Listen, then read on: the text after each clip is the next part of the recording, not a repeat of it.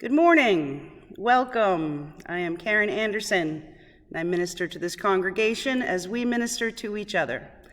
Welcome to First Unitarian Church in New Bedford's Sunday social distancing service.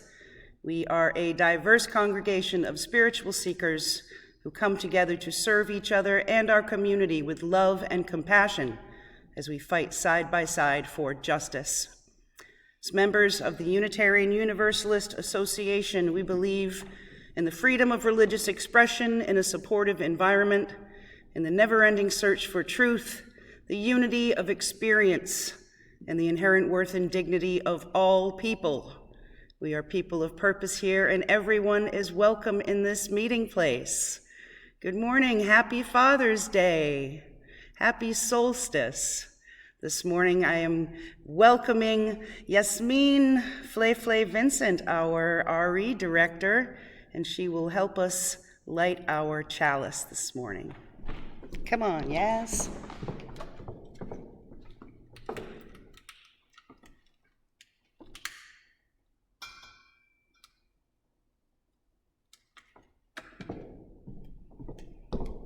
Good morning, everybody. Today we're going to do Rise Up, O Flame in sign language. You may recall this from our days when we were together. And I will start it out and feel free to join. Rise up, O flame, by thy light glowing. Show to us beauty, vision, and joy. Rise up, O flame, by thy light glowing, show to us beauty, vision, and joy. Thanks, Yas. You're welcome. We light our chalice on this summer solstice, the longest day of the year, to appreciate the warmth and beauty that summer brings, no matter what happens. As our church year ends, take all the light you have gathered and spread it like sunshine wherever you go. Our opening words this morning are from Brené Brown. Empathy is not finite, and compassion is not a pizza with 8 slices. When you practice empathy and compassion with someone, there is not less of these qualities to go around, there's more. Love is the last thing we need to ration in this world. Isn't that the truth, people? Join me now in our opening hymn, This Little Light of Mine.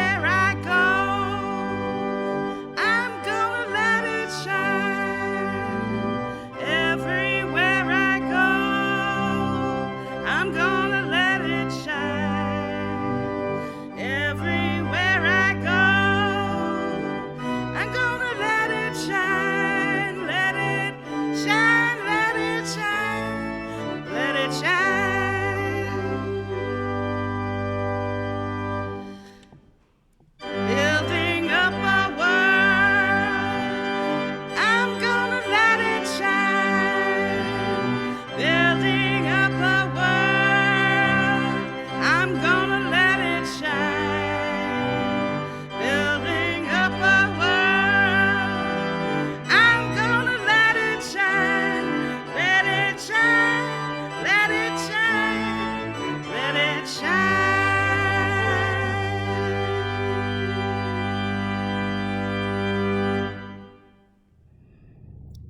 And now we will read our covenant together. We come together as a religious community, upholding freedom of conscience, right relationship, and the inherent worth of all people. We value our diversity and pledge to care for one another in the spirit of compassion, to speak and listen to each other with respect, and to promote justice and kindness in the world. Now is the time in our service where we share our joys, our sorrows, our concerns. So maybe Yasmin will come and help me light some candles too. How about we light a candle of love and joy for all the fathers out there today. We are thankful for their love and guidance. May all of those who have lost their fathers this year find comfort knowing that they were loved. We light a candle of joy for all the kids and the teachers and the parents who are finally done with school for the year. Thanks, Yasmin. You all got thrown into the deep end of learning about how to face a challenge and think on your feet, and that's quite an accomplishment, so kudos and love to you all. And a candle of love and support for our Black community and for the protesters fighting for racial justice. We'll ring the bell on Juneteenth at 3 p.m. for 4 minutes. You have any candles you'd like to add, Yasmin? Sure. I light this candle for the movement and for the work ahead. As a white privileged woman, I will fight. Amen, sister. We light 2 final candles, as is our practice here, one for all the joys and the sorrows that we keep in our hearts today, and one for all of those who have yet to find a safe place to share their sorrows and their joys. Now, we will have Yasmin read us a story. We've missed this part.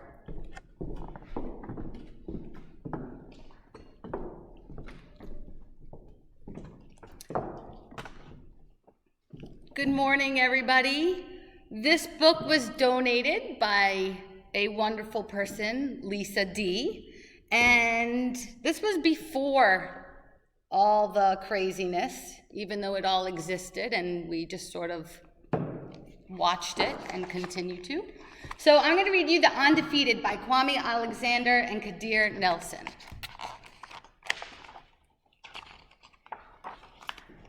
This is for the unforgettable, the swift and the sweet ones who hurdled history and opened a world of possible.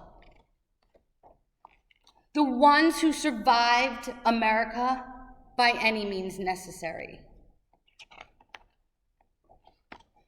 And the ones who didn't.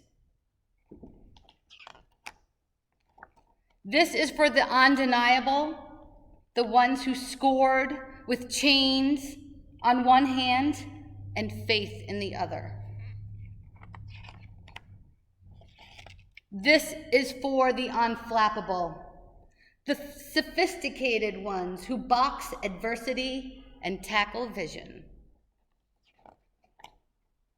who shine their light for the world to see and don't stop till the break of dawn. This is for the unafraid, the audacious ones who carried the red, white, and weary blues on the battlefield to save an imperfect union. The righteous marching ones who sang, "We shall not be moved because Black Lives Matter."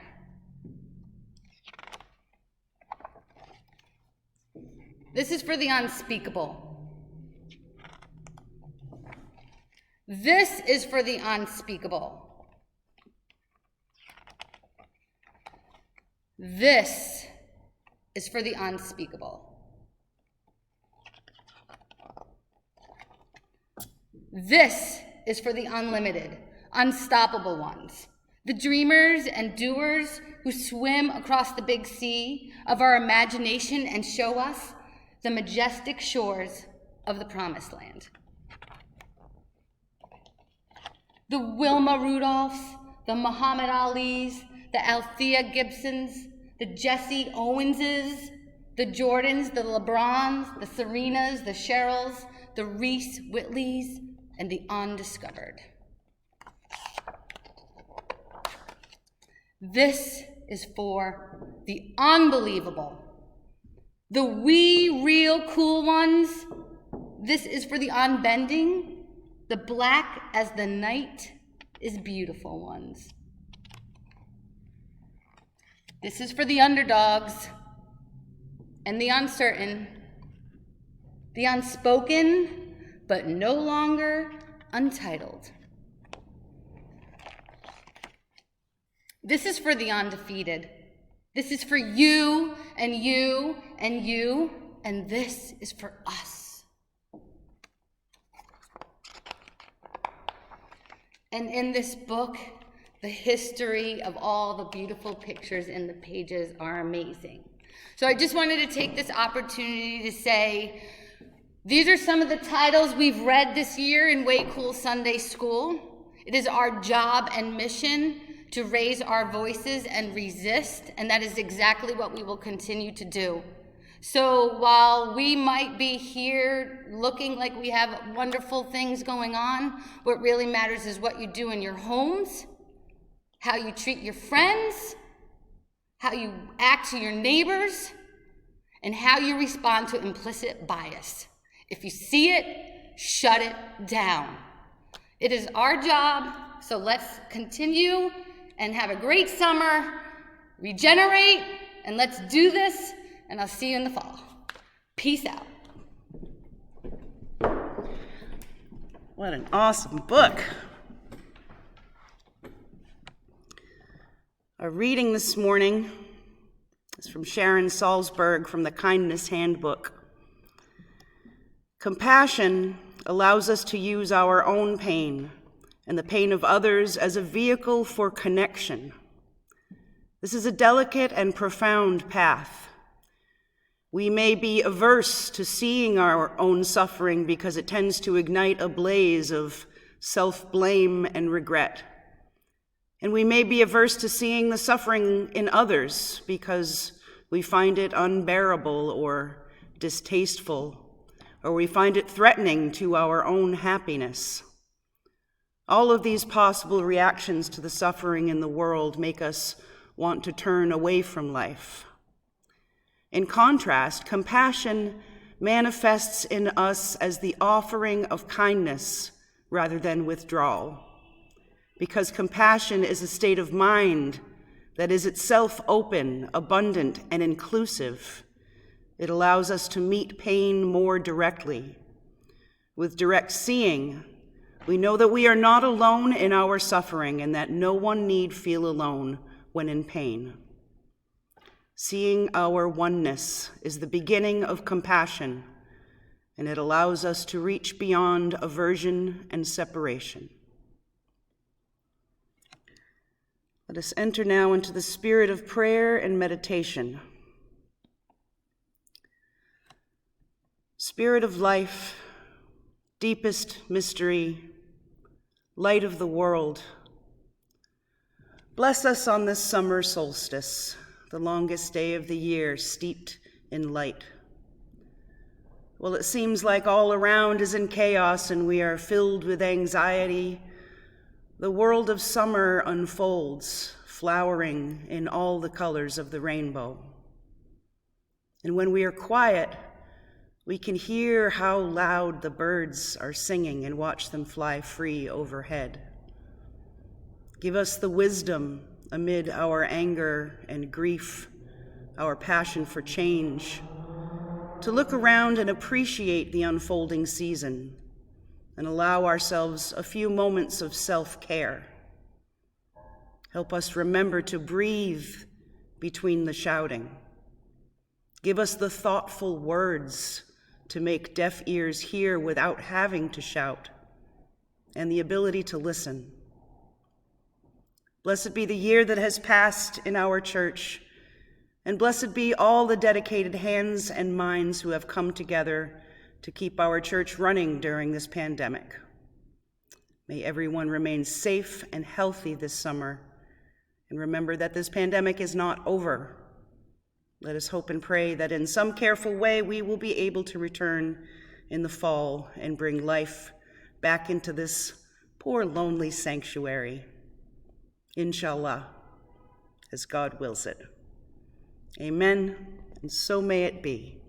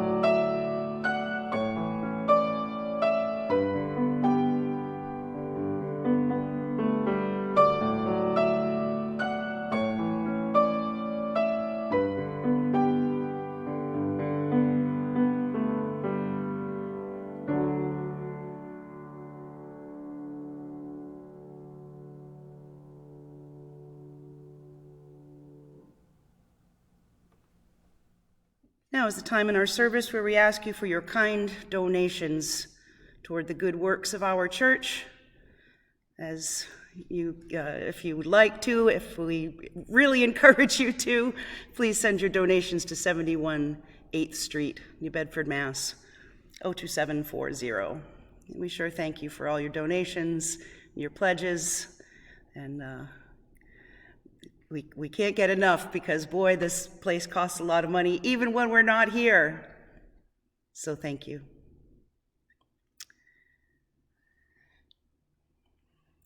I would like to introduce Yasmin to give you a little bit of wrap-up from her part of the year here for our RE program and Soul Matters Circle.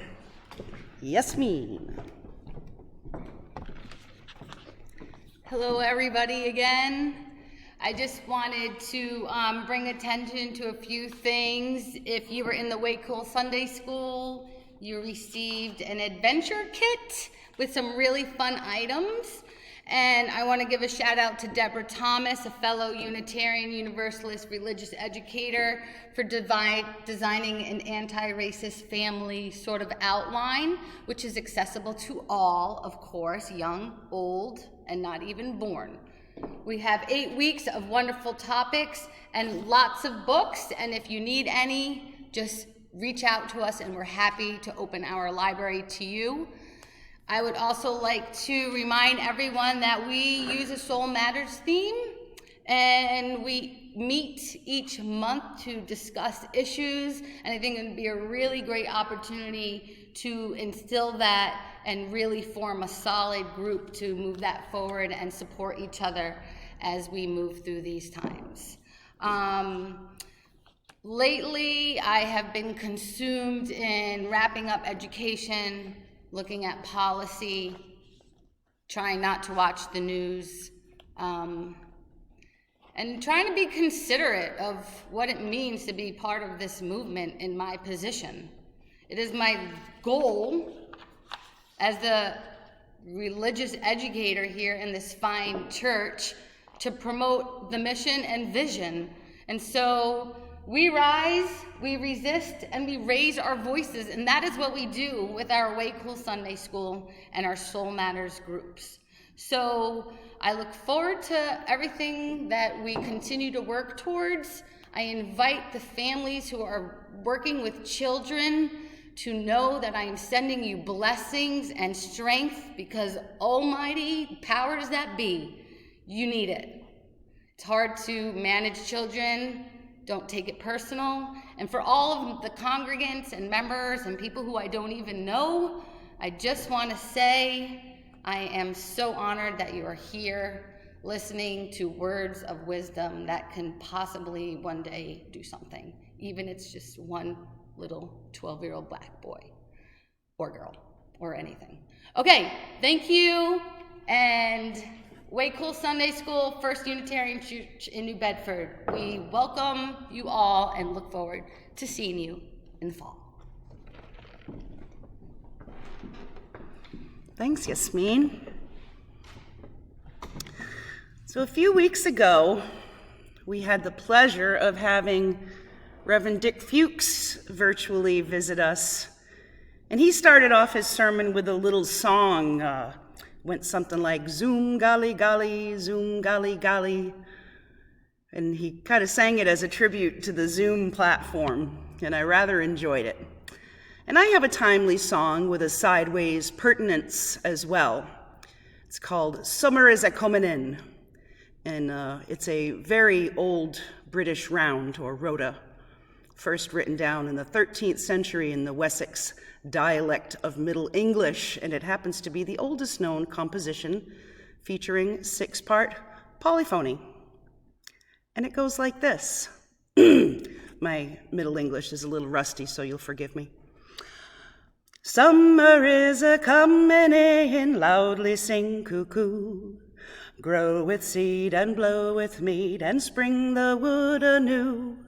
Sing cuckoo, you now bleateth after lamb, loath after calf the coo. Bullock starteth, buck now verteth, merry sing cuckoo. Cuckoo, cuckoo, who will not sing thou cuckoo, nor cease thou never new. Just as Dick's song was an homage to Zoom, mine welcomes in the summer and doubles as a reference to the interesting times we're living in. Sing cuckoo indeed. Our church this year was rolling right along. We got through the winter with everything intact, our boiler, we had heat and everything. We had a bunch of new visitors who were coming consistently and were interested in joining our merry band of spiritual seekers here. And by the second week in March, just as the world was beginning to bloom, our country was hit with this novel coronavirus, and it spread like morning glories on a fence, and is spreading still. 115,000 people in our country have now died in this pandemic. Nonetheless, some states have rushed reopening and people are letting their guard down. It's easy to forget when summer is a-comin' in. And we desperately want to get out that we're still waging a war on something that's killing our citizens by the thousands. Simultaneously, we are wrapped up in a long overdue moment to address police violence, systemic racial injustice, and make our governments finally acknowledge that Black lives matter and that they have been and continue to be treated unfairly. Unemployment is high, people are restless, the economy is like a roller coaster, and we're months away from perhaps the most important presidential election in our country's history, while voter suppression is rampant. We are at a crossroads in our history, folks. And what we do, how we react and respond in this time, is paramount to how our story will be told as a country faced with many challenges to its livelihood, equality, and democracy. It's important to realize the weight of the fact that all of us are writing this story now together. What will happen? I don't know. You can't just go to the last page. But I'm going to act with my heart and my mind and support this fight until justice for all is finally a real thing. I'll write my part. I'll keep this little light of mine burning. What will you bring to the story? How will you spread your light? Despite the challenges of what we face, big change in our country is in the air, and it brings me hope. Watching this week all the support for our LGBTQ friends of color and for the overwhelming support of Black Lives Matter in general, I feel like this is the time, and we are the generation to get it done, young and old together, fighting for peace and justice. May all the gods protect us and help us during this vital change. So this is the last service of the church year. Most UU churches take the summer off and do a scaled-down lay-led service with speakers from the community in July and August, what we call our Summer Lyceum. And we've been doing that for 5 years or so now. And of course, we've been doing our annual jazz service to kick off our summer, almost 40 years now. And this is the first time we've had to cancel it. But we want people to be safe and live to listen to jazz another year. So this year, since we can't hold our Summer Lyceum services, I had this idea to lend our YouTube channel for a Lyceum for the voices of our Black neighbors, to offer the hour on Sundays to let their voices be heard. We've had a lot of great, intelligent, amazing people outside our church protesting on the corner and across the street. I want their voices to be heard. This is what this time in history begs of us, because it's been too long. Despite our acceptance and welcome to all, our church is overwhelmingly white, with lots of built-in privilege. And I hope to change that and make us more welcoming to everyone. And I hope maybe this is one way we can begin to make that change happen. For the next 2 weeks, there will be no services or content posted on our channel. We all need a little break. General Assembly is next week for our denomination, and I need a little time to get that project going and reaching out to the Black community, who I hope will take this other project and run with it. But I plan to have us posting again on July 12th, not a service, but an hour-long forum where protests and people can be put into perspective through storytelling and music, poetry, whatever else moves those who want to speak. I hope this will be a way we can support our neighbors and let Black voices be heard this summer, and hopefully carry it over into next year's services. The thing that continues to depress me is how we have this societal ADD, where the next thing is always expected and being looked for and something to distract us instead of living in the moment and actually following things through long term. We're like a bunch of magpies and crows, easily preoccupied by shiny things. But this is a time in history that is asking us not to let our attention run out, not to let our country sink into turmoil. We need to focus, people. There is so much work to do, and we have to be smart about it, because we are fighting on two inimitable fronts. So wear your masks, people. Wash your hands. This is how we protect each other. Let's be cautious while we're being courageous. We can do both. I know we can rise to this challenge. I have such faith in our shared humanity, and I have faith in what we can accomplish together when we set our minds and hearts to it, when we light the fire from our own little light and pass it on to others and let it shine like a bonfire, like a sun. Let me close with one of my favorite quotes from Henry David Thoreau. It seems very timely. My life partakes of infinity. The air is as deep as our natures. Is the drawing in of this vital air attended with no more glorious results than I witness? The air is a velvet cushion against which I press my ear. I go forth to make new demands on life.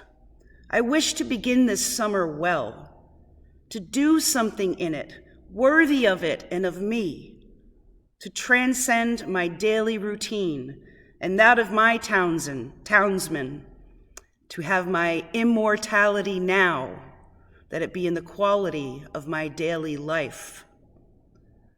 I will give all I am for my nobility. I will pay all my days for my success.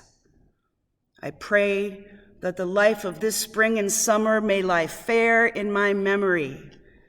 May I dare as I have never done. May I persevere as I have never done. May I purify myself anew as with fire and water, soul and body. May my melody not be wanting to the season. May I gird myself to be a hunter of the beautiful, that not escape me. May I attain to a youth never attained. I am eager to report the glory of the universe. May I be worthy to do it. To have got through with regarding human values so as not to be distracted from regarding divine values. It is reasonable that a man should be something worthier at the end of the year than he was at the beginning.